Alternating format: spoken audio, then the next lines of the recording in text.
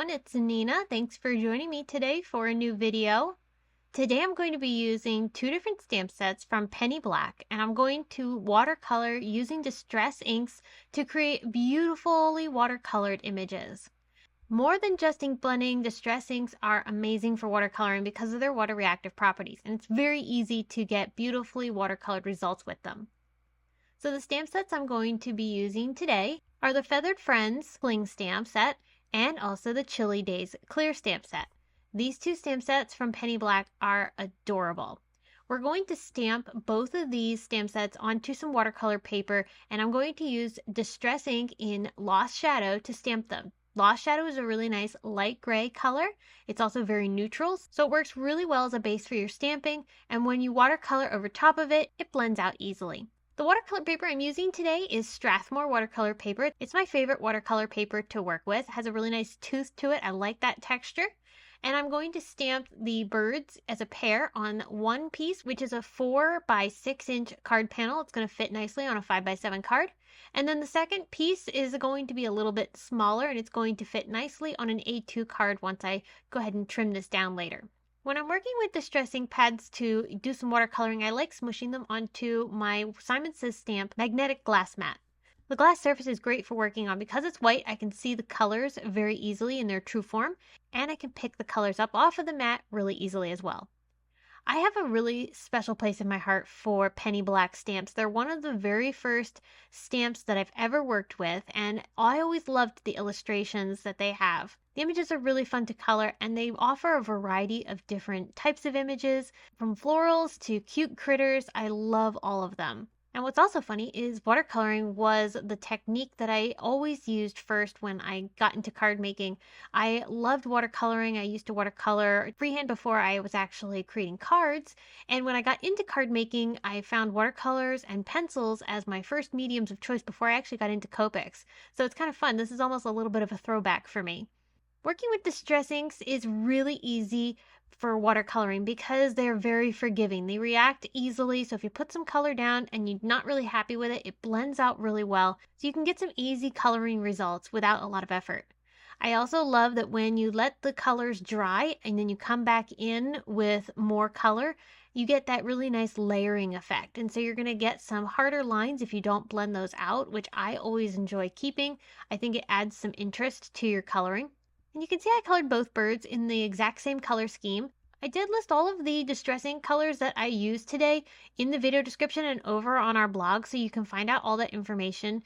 And you'll notice now I'm working with some of that Broken China Distress ink to ink blend around the edges of my panel. So not just for watercoloring, you can also ink blend with the Distress inks. They're a great medium to work with. It's an all-around staple. I'm going to use Simon Says Stamp's Falling Snow stencil here and some Stamperia volume paste to apply through it. This is going to give me a snowy look on top of my scene. This makes the snowy effect really feel real because the snow is actually falling on top of the birds, which I think is important when you're trying to create that realism. So I'm going to mount this panel onto some matte silver cardstock from Simon Says Stamp. I just wanted to have a little bit of it showing around the edges. You could cut the middle section of the paper out if you'd like. I'm just going to go ahead and adhere it straight down onto that panel. And I trimmed that silver sheet down just so it has a really nice thin strip around my card panel, and then I'm going to adhere this entire thing onto my 5 by 7 card with some white foam sheets from Simon Says Stamp. This will give me a really nice stable panel, and it's also going to raise it up off of the card base, which looks nice. I'm going to pick out a sentiment here from the Picnic Floral Sentiment set. This is a stamp set from Simon that I absolutely love because it has really good staple sentiments in it. And they come in a variety of different fonts, but also different types of greetings. You've got love, birthday, thinking of you, miss you. It's a really good stamp set. And so I'm going to use that sending love greeting on this card here, and I stamped it onto some white cardstock with some soft navy ink that goes well with the colors of my birds. And that's going to complete this card. Now don't forget, we also stamped those cute little snowmen at the beginning of this video, so why don't we work on that card next? These snowmen are just adorable. I love the pair of them, and I thought it'd be fun to use some wintry colors to go ahead and color the scarves and hats in. I'm using Dusty Concord here for this purple color. It's a really nice cool purple color and goes really nice with the picked raspberry that I'm using for the other scarf and the hat on the snowman. I always like working with smaller brushes because that allows me to maintain a little bit more control when I'm coloring. And you'll notice that I put some color down first and then fade that out with some water so that way I get that really nice bit of shading. And I can always go back in after everything's dry and add additional layers of shading to intensify the shadows and also the intensity of the color too. When I color snowmen, I always love using a light blue color because that gives me a nice shadow, but it also adds some color to the image too, which I think is fun. You could also use a gray if you'd like to. On the scarf, I did add a few polka dots, and then I'm also coloring the little holly leaf that's on top of the snowman's hat with some pine needle green. After all my coloring was complete, I did bring in a black pen, and I'm going to use that to color in any of the areas that I wanted to be a really nice rich black. So that would be the buttons and also their facial features. I did decide to add a little bit of blush at the very end. And then I'm going to use some of that worn lipstick ink around the edges of this panel to color in the sky. I thought pink would be a fun, unexpected color, and it would tie in the pink on the snowmen too. I wanted to add some snow to this as well, but this time I'm not going to cover up the image with the paste. I'm using some larger snowflakes here. These are from Simon Says Stamps Layering Snowflakes Stencil, and I'm going to use that same Stamperia volume paste to apply that through the stencil. And I'm just carefully avoiding the snowmen. I might have some pieces that overlap a little bit around the edges, but I don't want the entire thing covered. So here you can see I've got these fun little snowflakes falling around the snowmen, which I think is adorable. And once that paste dried, we're going to then take some clear plastic from a clear bag, and we're going to use this as a shaker pocket for this card panel. So this card panel is just slightly smaller than an A2 card, and I'm covering the edges of it with some Simon Says Stamp Terrific tape.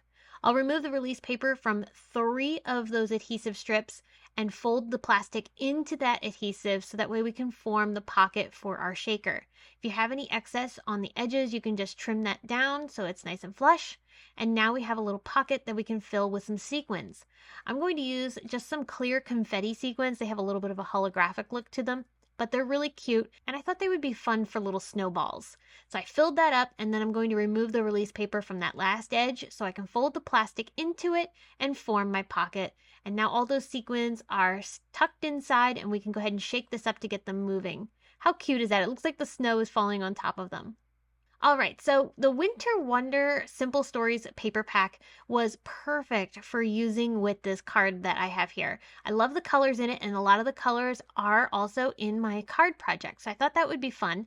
I'm going to cut down that polka dot sheet so that way it is exactly an A2 size card panel, and I'm going to use our Simon Says Stamp glue stick to adhere the paper onto my card. I really love using our Simon Says Stamp glue stick for adhering as many pieces as possible to my card because it's a really quick and fast adhesive to work with, but it also dries strong, and because it's wet, it gives you a little bit of wiggle time before you have to fully commit. I find that adhesive super convenient.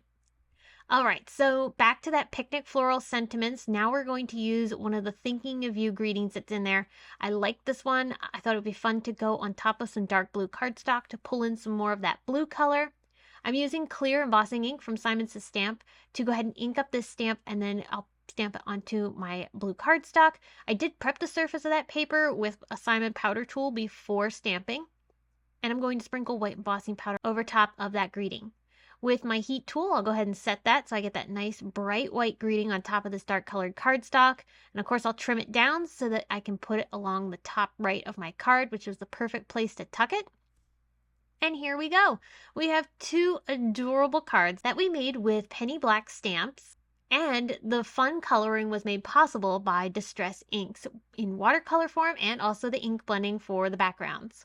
If you're curious about any of the products that I did use to make these cards, you can find them down in the video description or over on our blog. You can find picture links on our blog, which is really helpful.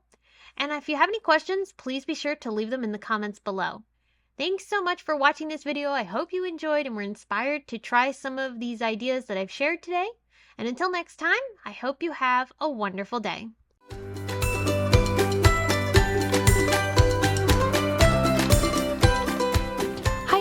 I'm Heidi, Simon's mama and founder at SimonSaysStamp.com. Thank you so much for watching our video. If you like what you just saw, be sure to press the thumbs up and subscribe to see more great content.